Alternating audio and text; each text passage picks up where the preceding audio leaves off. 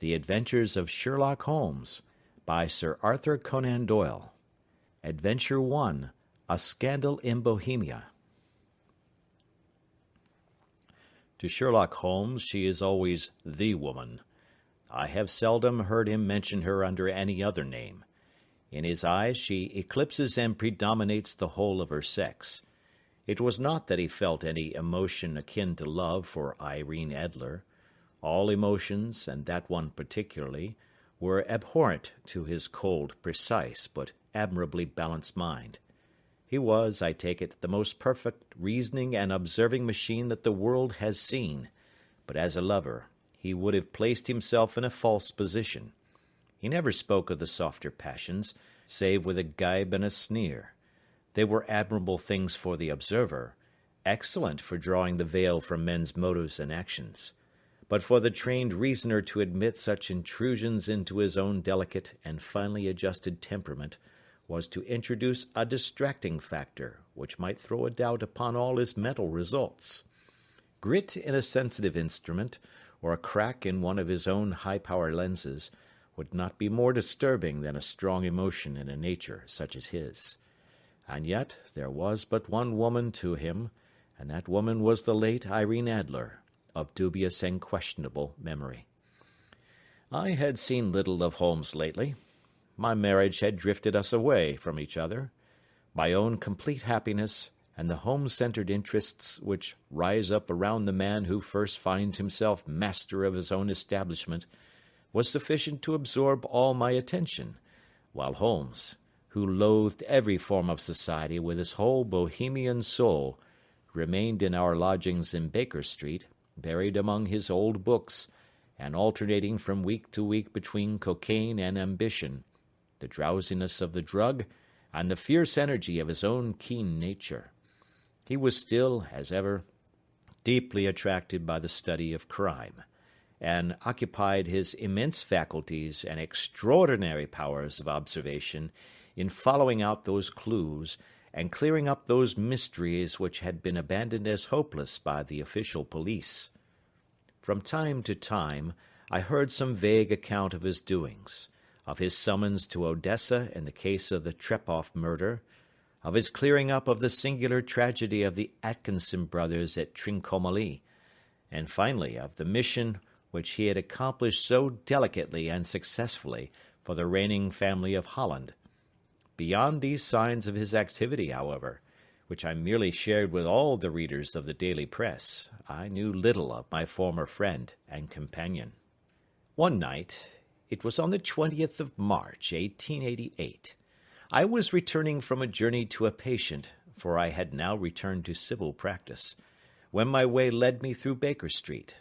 As I passed the well-remembered door, which must always be associated in my mind with my wooing and with the dark incidents of the study in scarlet, I was seized with a keen desire to see Holmes again, and to know how he was employing his extraordinary powers. His rooms were brilliantly lit, and even as I looked up, I saw his tall, spare figure pass twice in a dark silhouette against the blind. He was pacing the room swiftly, eagerly, with his head sunk upon his chest and his hands clasped behind him. To me, who knew his every mood and habit, his attitude and manner told their own story. He was at work again. He had risen out of his drug-created dreams and was hot upon the scent of some new problem. I rang the bell and was shown up to the chamber which had formerly been in part my own. His manner was not effusive, it seldom was, but he was glad, I think, to see me. With hardly a word spoken, but with a kindly eye, he waved me to an armchair, threw across his case of cigars, and indicated a spirit case and a gasogene in the corner. Then he stood before the fire and looked me over in his singular introspective fashion. "Wedlock suits you," he remarked. "I think, Watson, that you have put on 7.5 pounds since I saw you." "7," I answered. "Indeed, I should have thought a little more. Just a trifle more, I fancy, Watson. And in practice again, I observe.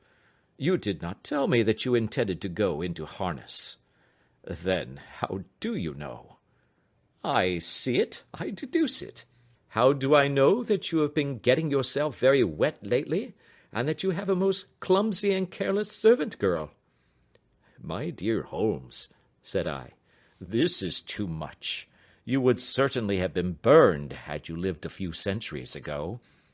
It is true that I had a country walk on Thursday and came home in a dreadful mess, but as I have changed my clothes, I can't imagine how you deduce it. As to Mary Jane, she is incorrigible, and my wife has given her notice, but there again, I fail to see how you work it out. He chuckled to himself and rubbed his long, nervous hands together. It is simplicity itself, said he. My eyes tell me that on the inside of your left shoe, just where the firelight strikes it, the leather is scored by 6 almost parallel cuts. Obviously, they have been caused by someone who has very carelessly scraped round the edges of the sole in order to remove crusted mud from it. Hence, you see, my double deduction that you have been out in vile weather, and that you had a particularly malignant boot-slitting specimen of the London slavey.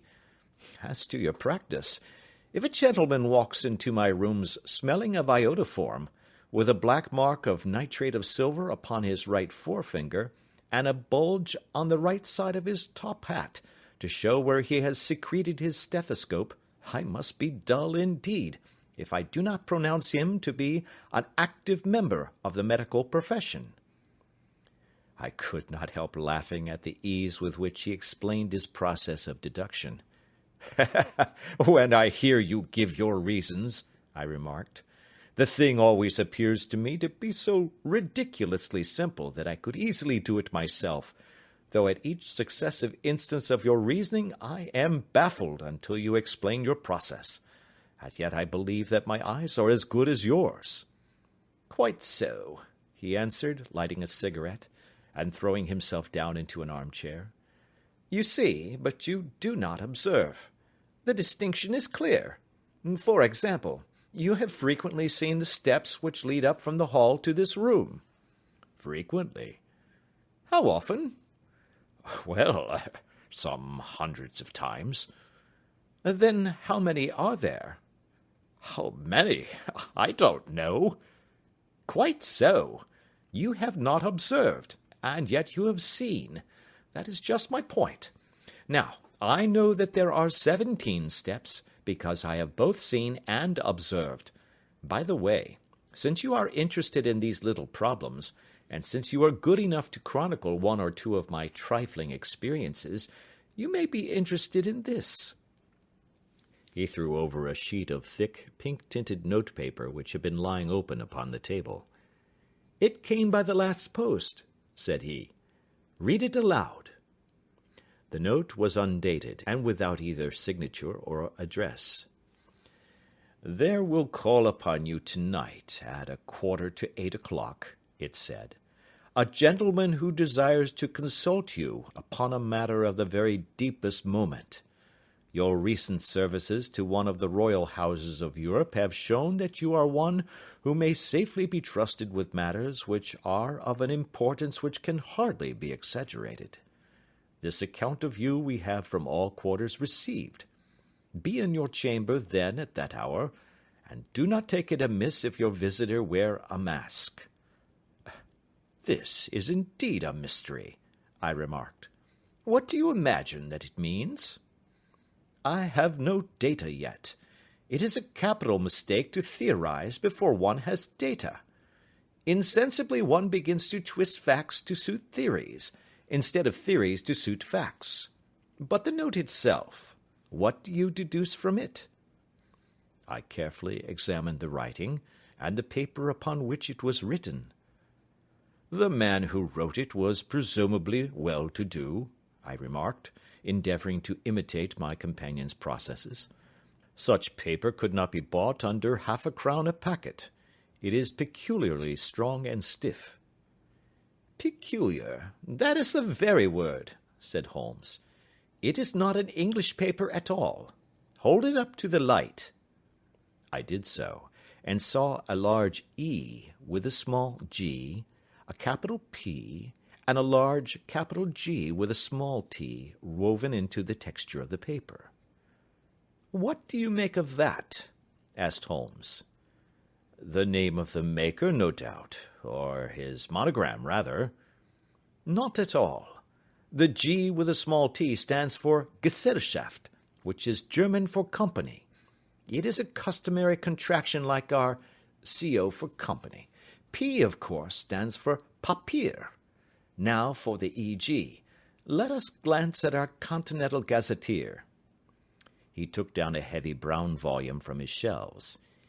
Iglonitz, here we are, Egria. It is in a German-speaking country, in Bohemia, not far from Carlsbad. Remarkable as being the scene of the death of Wallenstein, and for its numerous glass factories and paper mills. Ha ha, my boy, what do you make of that?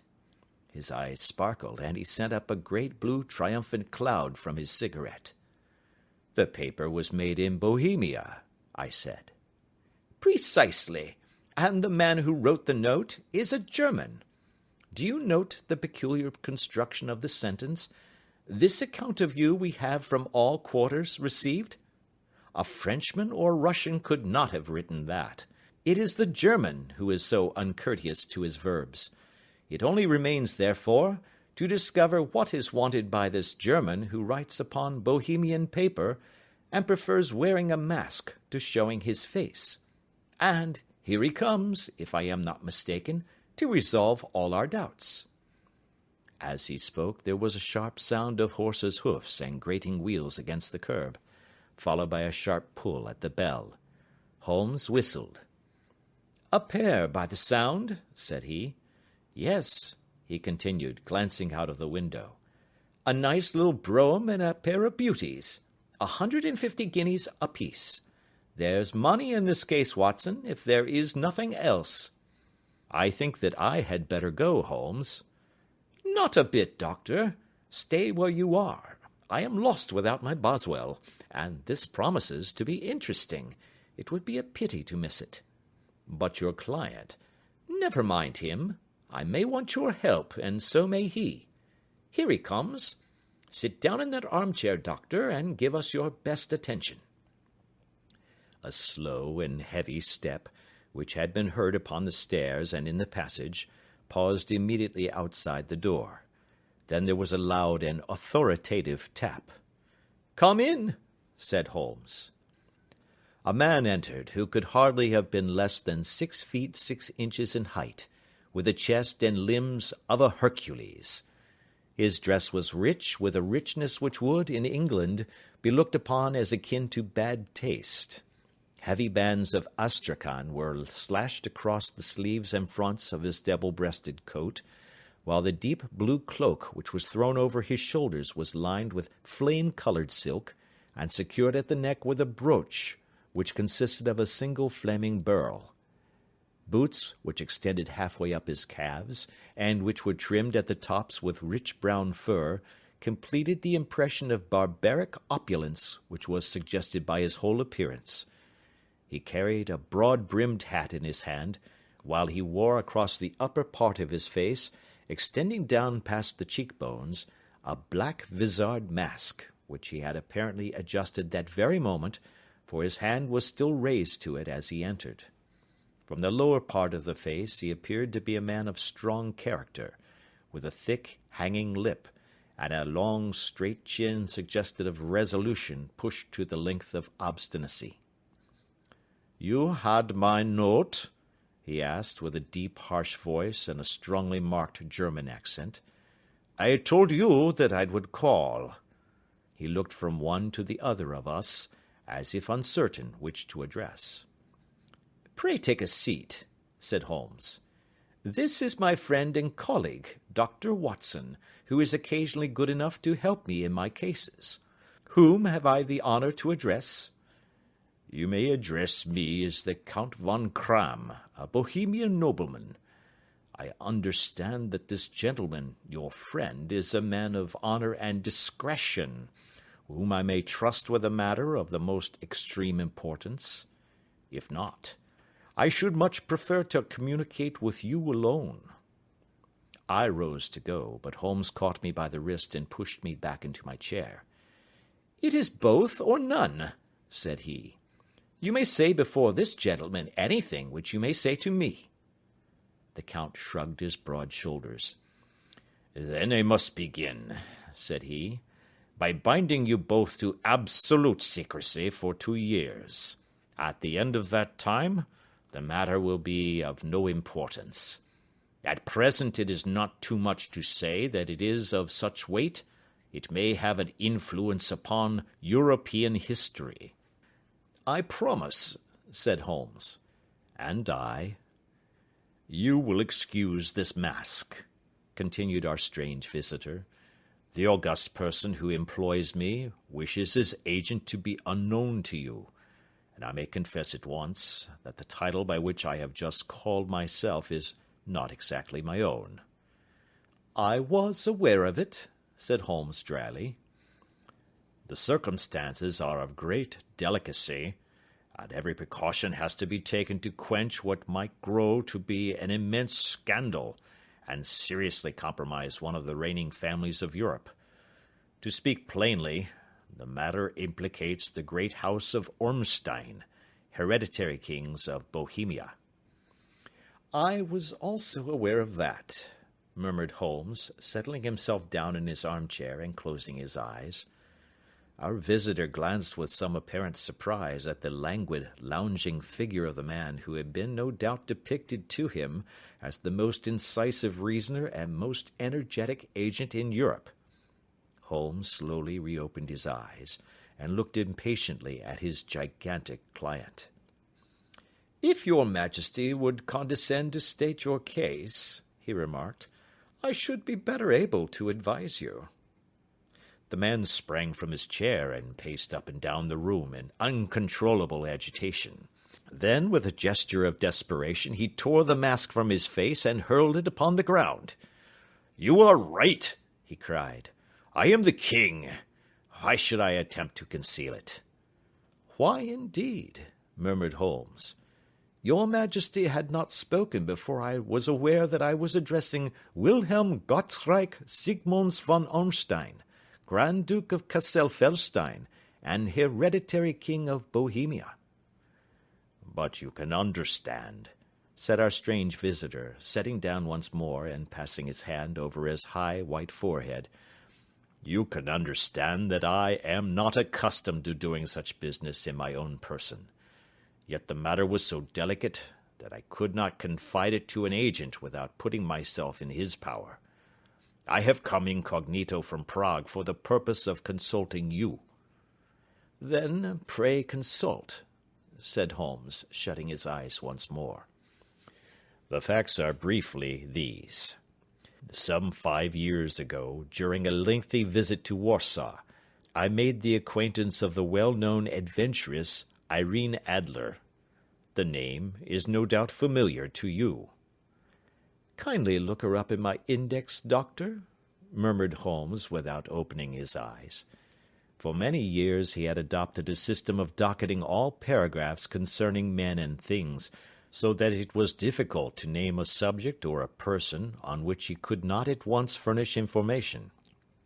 In this case I found her biography sandwiched in between that of a Hebrew rabbi and that of a staff commander who had written a monograph upon the deep-sea fishes. "Let me see," said Holmes. Born in New Jersey in the year 1858. Contralto. La Scala. Prima donna Imperial Opera of Warsaw. Yes. Retired from operatic stage. Living in London. Quite so. Your Majesty, as I understand, became entangled with this young person, wrote her some compromising letters, and is now desirous of getting those letters back." "Precisely so. But how? Was there a secret marriage?" "None." "No legal papers or certificates?" "None." "Then I failed to follow, your Majesty. If this young person should produce her letters for blackmailing or other purposes, How is she to prove their authenticity? There is the writing. Pooh, pooh, forgery. My private notepaper. Stolen. My own seal. Imitated. My photograph. Bought. We were both in the photograph. Oh, dear, that is very bad. Your Majesty has indeed committed an indiscretion. I was mad, insane. You have compromised yourself seriously. I was only crown prince then. I was young. I am but 30 now. It must be recovered. We have tried and failed. Your Majesty must pay. It must be bought. She will not sell. Stolen, then. 5 attempts have been made. Twice burglars in my pay ransacked her house. Once we diverted her luggage when she traveled. Twice she has been waylaid. There has been no result. No sign of it? Absolutely none. Holmes laughed. It is quite a pretty little problem, said he. But a very serious one to me, returned the king reproachfully. Very, indeed. And what does she propose to do with the photograph? To ruin me. But how? I am about to be married. So I have heard. To Clotilde Lothman von Saxe-Meiningen, second daughter of the King of Scandinavia.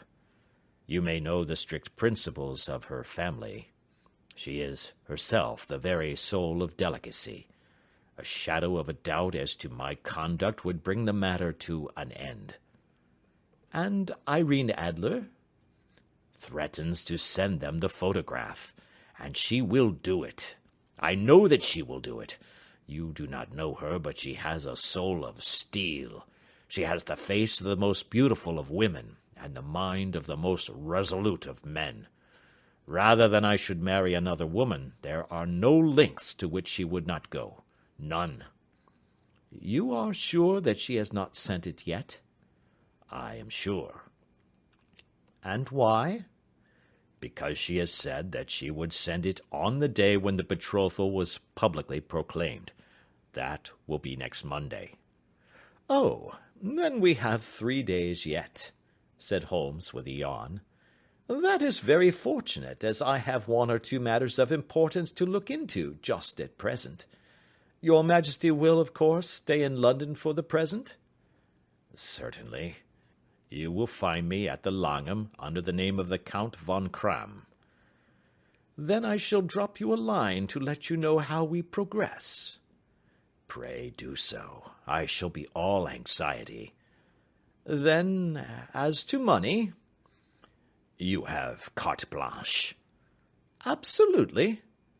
I tell you that I would give one of the provinces of my kingdom to have that photograph. And for present expenses? The king took a heavy chamois leather bag from under his cloak and laid it on the table. There are 300 pounds in gold and 700 in notes, he said. Holmes scribbled a receipt upon a sheet of his notebook and handed it to him. And mademoiselle's address? He asked. Is Briony Lodge, Serpentine Avenue, St. John's Wood. Holmes took a note of it. One other question, said he. Was the photograph a cabinet? It was. Then good night, Your Majesty, and I trust that we shall soon have some good news for you. And good night, Watson, he added, as the wheels of the royal brougham rolled down the street. If you will be good enough to call tomorrow afternoon at 3 o'clock, I should like to chat this little matter over with you. Part 2. At 3 o'clock precisely, I was at Baker Street, but Holmes had not yet returned. The landlady informed me that he had left the house shortly after 8 o'clock in the morning. I sat down before the fire, however, with the intention of awaiting him, however long he might be. I was already deeply interested in his inquiry, for, though it was surrounded by none of the grim and strange features which were associated with the two crimes which I have already recorded, still, the nature of the case and the exalted station of his client gave it a character of its own. Indeed, apart from the nature of the investigation which my friend had on hand, there was something in his masterly grasp of a situation and his keen, incisive reasoning, which made it a pleasure to me to study his system of work and to follow the quick, subtle methods by which he disentangled the most inextricable mysteries. So accustomed was I to his invariable success that the very possibility of his failing had ceased to enter into my head. It was close upon 4 before the door opened, and a drunken-looking groom, ill-kempt and side-whiskered, with an inflamed face and disreputable clothes, walked into the room. Accustomed as I was to my friend's amazing powers in the use of disguises, I had to look 3 times before I was certain that it was indeed he. With a nod he vanished into the bedroom, whence he emerged in 5 minutes, tweed-suited and respectable as of old. Putting his hands into his pockets, he stretched out his legs in front of the fire and laughed heartily for some minutes. "Well, really!" he cried, and then he choked and laughed again until he was obliged to lie back, limp and helpless, in the chair. "What is it?" "It's quite too funny. I am sure you could never guess how I employed my morning, or what I ended by doing." "I can't imagine. I suppose that you must have been watching the habits and perhaps the house of Miss Irene Adler?" "Quite so, but the sequel was rather unusual. I will tell you, however. I left the house a little after 8 o'clock this morning in the character of a groom out of work. There is a wonderful sympathy and freemasonry among horsey men. Be one of them, and you will know all that there is to know. I soon found Briony Lodge. It is a bijou villa with a garden at the back, but built out in front right up to the road, 2 stories. Chubb lock to the door. Large sitting room on the right side, well furnished, with long windows almost to the floor, and those preposterous English window fasteners which a child could open. Behind there was nothing remarkable, save that the passage window could be reached from the top of the coach-house. I walked round it, and examined it closely from every point of view, but without noting anything of interest. I then lounged down the street and found, as I expected, that there was a mews in a lane which runs down by one wall of the garden. I lent the ostlers a hand in rubbing down their horses, and received in exchange 2d, a glass of half and half, 2 fills of shag tobacco, and as much information as I could desire about Miss Adler, to say nothing of 6 other people in the neighbourhood, in whom I was not in the least interested, but whose biographies I was compelled to listen to. "And what of Irene Adler?" I asked. "Oh, she has turned all the men's head down in that part. She is the daintiest thing under a bonnet on this planet. So say the Serpentine Mews to a man. She lives quietly, sings at concerts, drives out at 5 every day, and returns at 7 sharp for dinner. Seldom goes out at other times except when she sings. Has only 1 male visitor, but a good deal of him. He is dark, handsome, and dashing, never calls less than once a day, and often twice. He is a Mr. Godfrey Norton, of the Inner Temple. See the advantages of a cabman as a confidant.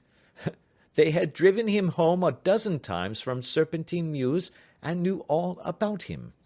When I had listened to all they had to tell, I began to walk up and down near Briony Lodge once more, and to think over my plan of campaign.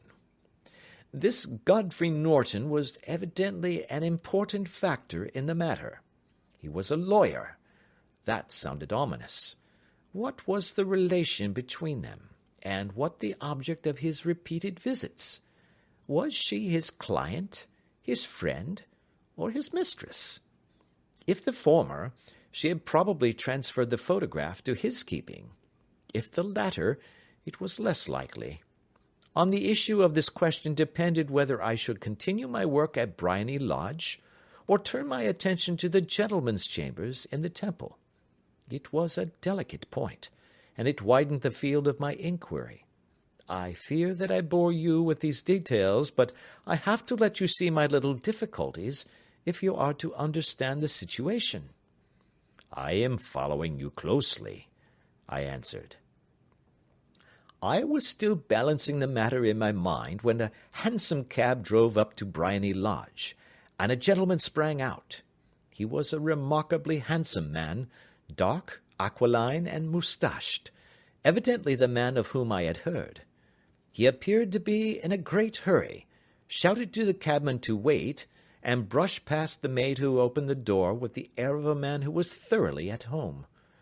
He was in the house about half an hour, and I could catch glimpses of him in the windows of the sitting-room, pacing up and down, talking excitedly, and waving his arms. Of her I could see nothing. Presently he emerged, looking even more flurried than before. As he stepped up to the cab, he pulled a gold watch from his pocket and looked at it earnestly. "Drive like the devil!" he shouted. "First to Gross and Hankey's in Regent Street, and then to the Church of St. Monica in the Edgware Road. Half a guinea if you do it in 20 minutes. Away they went, and I was just wondering whether I should not do well to follow them, when up the lane comes a neat little landau, the coachman with his coat only half buttoned, and his tie under his ear, while all the tags of his harness were sticking out of the buckles. It hadn't pulled up before she shot out of the hall door and into it. I only caught a glimpse of her at the moment, but she was a lovely woman, with a face that a man might die for. "The Church of St. Monica, John," she cried, "and half a sovereign if you reach it in 20 minutes. This was quite too good to lose, Watson. I was just balancing whether I should run for it, or whether I should perch behind her landau, when a cab came through the street. The driver looked twice at such a shabby fare, but I jumped in before he could object. "The Church of St. Monica," said I, "and half a sovereign if you reach it in 20 minutes. It was 25 minutes to 12, and of course it was clear enough what was in the wind. My cabby drove fast. I don't think I ever drove faster, but the others were there before us. The cab and the landau with their steaming horses were in front of the door when I arrived. I paid the man and hurried into the church. There was not a soul there save the two whom I had followed, and a surpliced clergyman, who seemed to be expostulating with them. They were all three standing in a knot in front of the altar. I lounged up the side aisle like any other idler who has dropped into a church. Suddenly, to my surprise, the three at the altar faced round to me, and Godfrey Norton came running as hard as he could towards me. "Thank God!" he cried. "You'll do. Come, come." "What then?" I asked. "Come, man, come. Only 3 minutes, or it won't be legal." I was half dragged up to the altar, and before I knew where I was, I found myself mumbling responses which were whispered in my ear, and vouching for things of which I knew nothing, and generally assisting in the secure tying up of Irene Adler, spinster, to Godfrey Norton, bachelor. It was all done in an instant, and there was the gentleman thanking me on the one side, and the lady on the other, while the clergyman beamed on me in front. It was the most preposterous position in which I ever found myself in my life, and it was the thought of it that started me laughing just now. It seems that there had been some informality about their license, that the clergyman absolutely refused to marry them without a witness of some sort, and that my lucky appearance saved the bridegroom from having to sally out into the streets in search of a best man. The bride gave me a sovereign, and I mean to wear it on my watch-chain in memory of the occasion." "This is a very unexpected turn of affairs," said I. "And what then?" "Well, I found my plans very seriously menaced. It looked as if the pair might take an immediate departure, and so necessitate very prompt and energetic measures on my part. At the church door, however, they separated. he driving back to the temple, and she to her own house. "I shall drive out in the park at 5 as usual," she said as she left him. I heard no more. They drove away in different directions, and I went off to make my own arrangements. "Which are?" "Some cold beef and a glass of beer," he answered, ringing the bell. "I have been too busy to think of food, and I am likely to be busier still this evening. By the way, Doctor, I shall want your cooperation." "I shall be delighted." "You don't mind breaking the law?" "Not in the least." "Nor running a chance of arrest?" "Not in a good cause." "Oh, the cause is excellent." "Then I am your man." "I was sure that I might rely on you." "But what is it you wish?" "When Mrs. Turner has brought in the tray, I will make it clear to you. Now," he said, as he turned hungrily on the simple fare that our landlady had provided, "I must not discuss it while I eat, for I have not much time. It is nearly 5 now. In 2 hours we must be on the scene of action. Miss Irene, or Madame rather, returns from her drive at 7. We must be at Briony Lodge to meet her." "And what then?" "You must leave that to me. I have already arranged what is to occur. There is only one point on which I must insist. You must not interfere, come what may. You understand?" "I am to be neutral?" "To do nothing whatever. There will probably be some small unpleasantness. Do not join in it. It will end in my being conveyed into the house. 4 or 5 minutes afterwards the sitting-room window will open. You are to station yourself close to that open window." "Yes." "You are to watch me, for I will be visible to you." "Yes." "And when I raise my hand, so, you will throw into the room what I give you to throw, and will, at the same time, raise the cry of fire. You quite follow me?" "Entirely." "It is nothing very formidable," he said, taking a long cigar-shaped roll from his pocket. "It is an ordinary plumber's smoke rocket, fitted with a cap at either end to make it self-lighting. Your task is confined to that.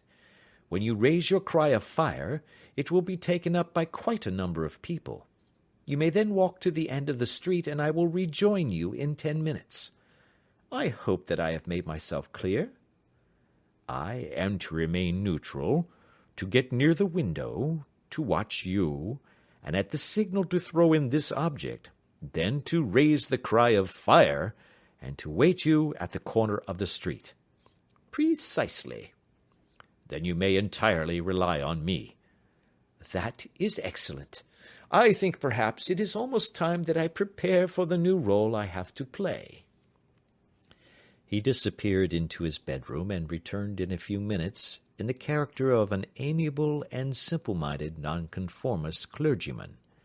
His broad black hat, his baggy trousers, his white tie, his sympathetic smile, and general look of peering and benevolent curiosity were such as Mr. John Hare alone could have equalled. It was not merely that Holmes changed his costume. His expression, his manner, his very soul seemed to vary with every fresh part that he assumed. The stage lost a fine actor, even as science lost an acute reasoner when he became a specialist in crime. It was 6:15 when we left Baker Street, and it still wanted 10 minutes to the hour when we found ourselves in Serpentine Avenue. It was already dusk, and the lamps were just being lighted as we paced up and down in front of Briony Lodge, waiting for the coming of its occupant. The house was just such as I had pictured it from Sherlock Holmes's succinct description, but the locality appeared to be less private than I expected. On the contrary, for a small street in a quiet neighbourhood, it was remarkably animated. There was a group of shabbily dressed men smoking and laughing in a corner, a scissors grinder with his wheel, 2 guardsmen who were flirting with a nurse girl, and several well-dressed young men who were lounging up and down with cigars in their mouths. "You see," remarked Holmes, as we paced to and fro in front of the house. "This marriage rather simplifies matters. The photograph becomes a double-edged weapon now. The chances are that she would be as averse to its being seen by Mr. Godfrey Norton as our client is to its coming to the eyes of his princess. Now the question is, where are we to find the photograph?" "Where, indeed?"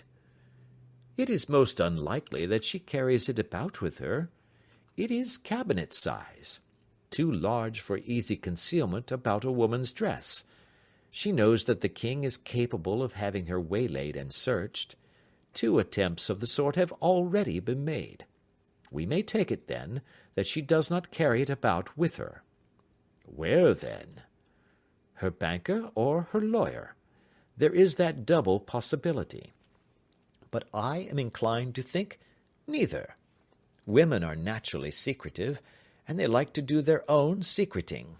Why should she hand it over to anyone else? She could trust her own guardianship, but she could not tell what indirect or political influence might be brought to bear upon a business-man. Besides, remember that she had resolved to use it within a few days. It must be where she can lay her hands upon it. It must be in her own house." "But it has twice been burgled." "Pshaw! They did not know how to look." "But how will you look?" "I will not look." "What then?" "I will get her to show me." "But she will refuse." "She will not be able to. But I hear the rumble of wheels. It is her carriage. Now, carry out my orders to the letter." As he spoke, the gleam of the side-lights of a carriage came round the curve of the avenue. It was a smart little landau which rattled up to the door of Briony Lodge. As it pulled up, one of the loafing men at the corner dashed forward to open the door in the hope of earning a copper, but was elbowed away by another loafer, who had rushed up with the same intention. A fierce quarrel broke out, which was increased by the 2 guardsmen, who took sides with one of the loungers, and by the scissors grinder, who was equally hot upon the other side. A blow was struck, and in an instant the lady, who had stepped from her carriage, was the centre of a little knot of flushed and struggling men, who struck savagely at each other with their fists and sticks. Holmes dashed into the crowd to protect the lady, but, just as he reached her, he gave a cry and dropped to the ground, with the blood running freely down his face. At his fall the guardsmen took to their heels in one direction, and the loungers in the other, while a number of better-dressed people, who had watched the scuffle without taking part in it, crowded in to help the lady and to attend to the injured man. Irene Adler, as I will still call her, had hurried up the steps, but she stood at the top with her superb figure outlined against the lights of the hall, looking back into the street. "Is the poor gentleman much hurt?" she asked. "He is dead," cried several voices. "No, no, there's life in him," shouted another. "But he'll be gone before you can get him to hospital." "He's a brave fellow," said a woman. "They would have had the lady's purse and watch if it hadn't been for him. They were a gang, and a rough one, too. Ah, he's breathing now." "He can't lie in the street. May we bring him in, marm?" "Surely. Bring him into the sitting-room. There is a comfortable sofa. This way, please." Slowly and solemnly he was borne into Briony Lodge and laid out in the principal room, while I still observed the proceedings from my post by the window. The lamps had been lit, but the blinds had not been drawn, so that I could see Holmes as he lay upon the couch. I do not know whether he was seized with compunction at that moment for the part he was playing, but I know that I never felt more heartily ashamed of myself in my life than when I saw the beautiful creature against whom I was conspiring, or the grace and kindliness with which she waited upon the injured man. And yet it would be the blackest treachery to Holmes to draw back now from the part which he had entrusted to me. I hardened my heart, and took the smoke rocket from under my ulster. After all, I thought, we are not injuring her. We are but preventing her from injuring another. Holmes had sat up upon the couch, and I saw him motion like a man who is in need of air. A maid rushed across and threw open the window. At the same instant I saw him raise his hand, and at the signal I tossed my rocket into the room with a cry of "Fire!" The word was no sooner out of my mouth than the whole crowd of spectators, well dressed and ill, gentlemen, ostlers, and servant-maids, joined in a general shriek of "Fire!"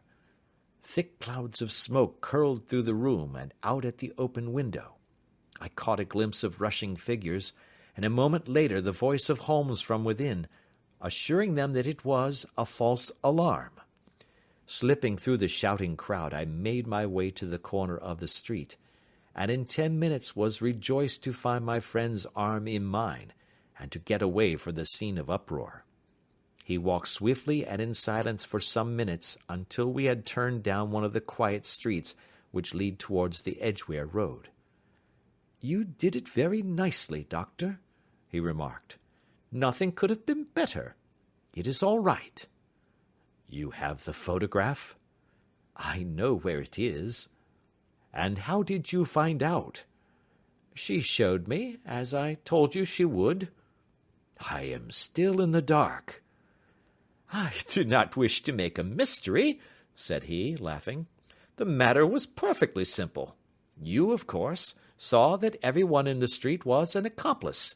They were all engaged for the evening." "I guessed as much." "Then, when the row broke out, I had a little moist red paint in the palm of my hand.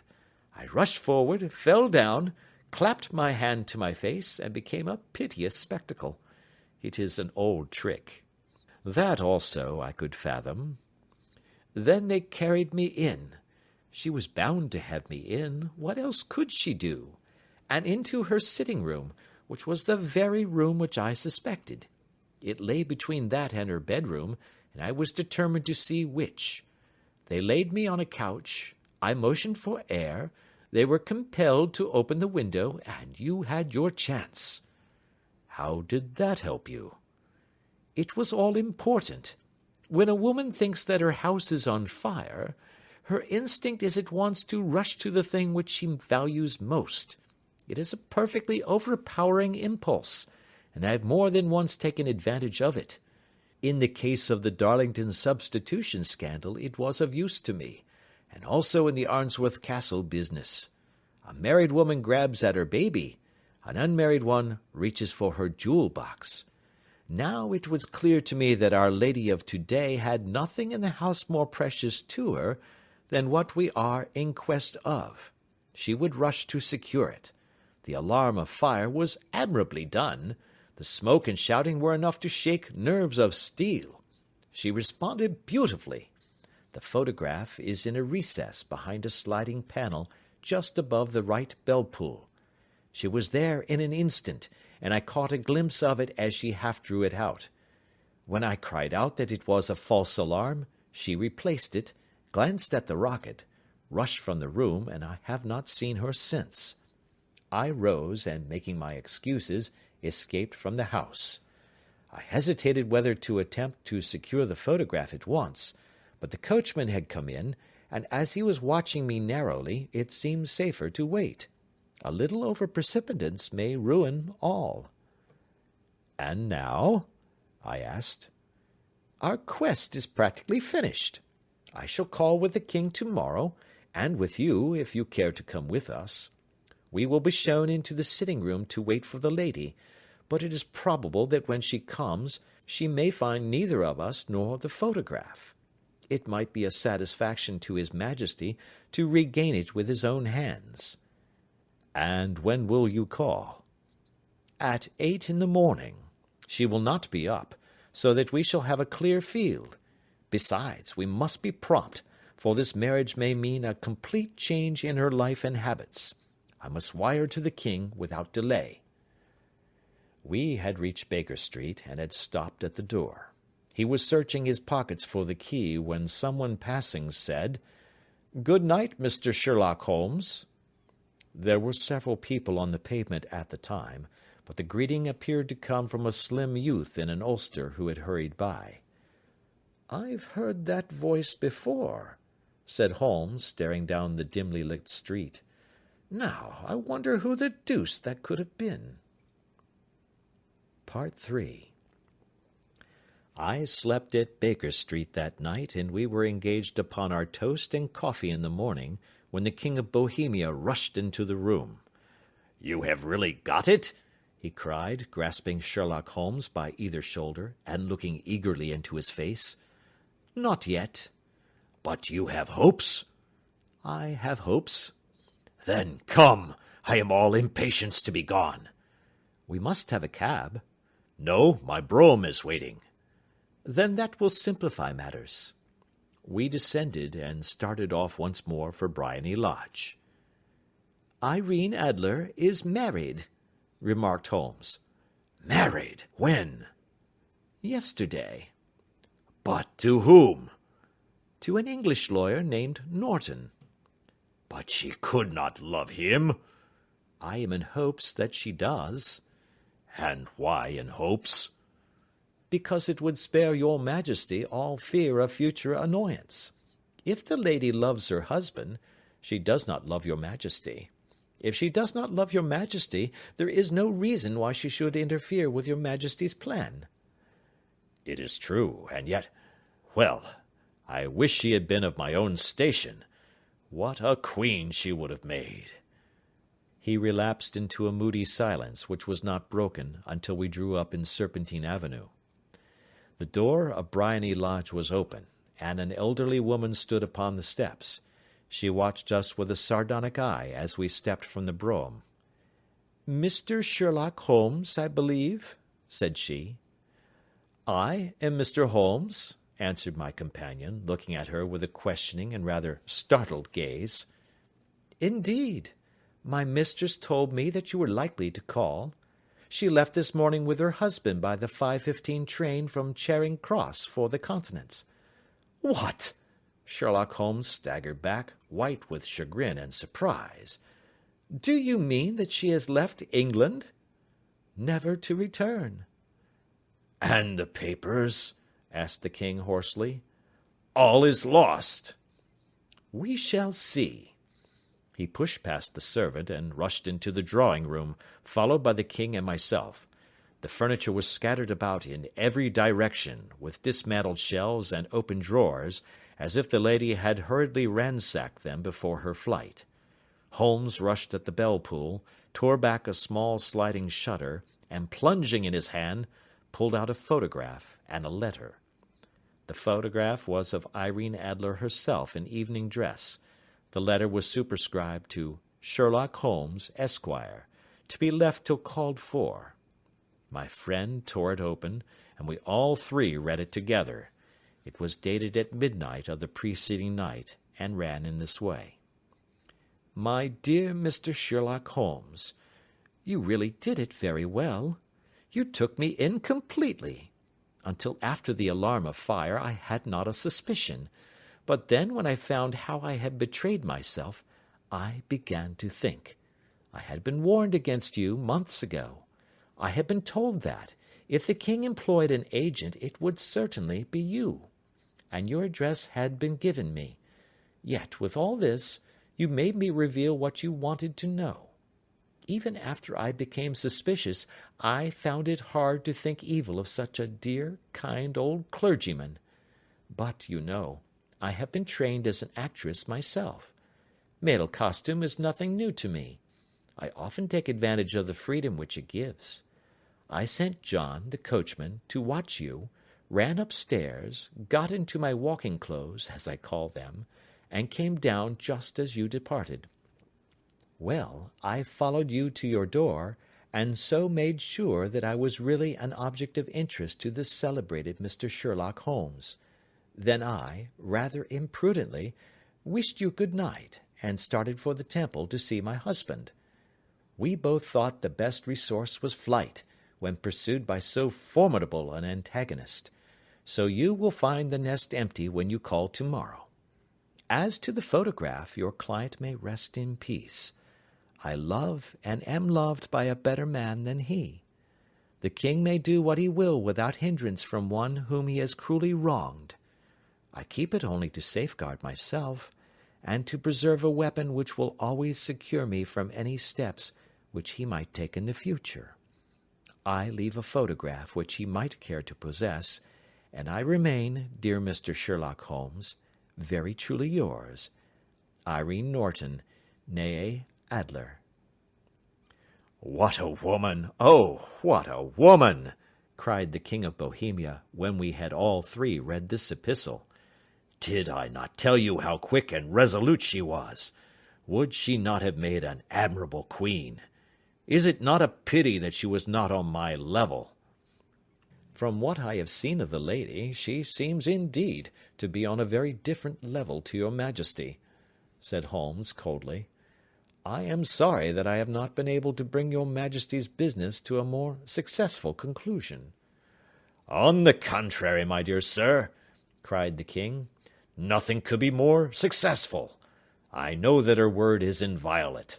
The photograph is now as safe as if it were in the fire. I am glad to hear your Majesty say so. I am immensely indebted to you. Pray tell me in what way I can reward you. This ring—" He slipped an emerald snake ring from his finger and held it out upon the palm of his hand. "Your Majesty has something which I should value even more highly," said Holmes. "You have but to name it." "This photograph." The king stared in amazement. "Irene's photograph!" he cried. "Certainly, if you wish it." "I thank your Majesty. Then there is no more to be done in the matter. I have the honour to wish you a very good morning." He bowed, and turning away without observing the hand which the king had stretched out to him, he set off in my company for his chambers. And that was how a great scandal threatened to affect the kingdom of Bohemia, and how the best plans of Mr. Sherlock Holmes were beaten by a woman's wit. He used to make merry over the cleverness of woman, but I have not heard him do it of late. And when he speaks of Irene Adler, or when he refers to her photograph, it is always under the honourable title of the woman. End of chapter 1.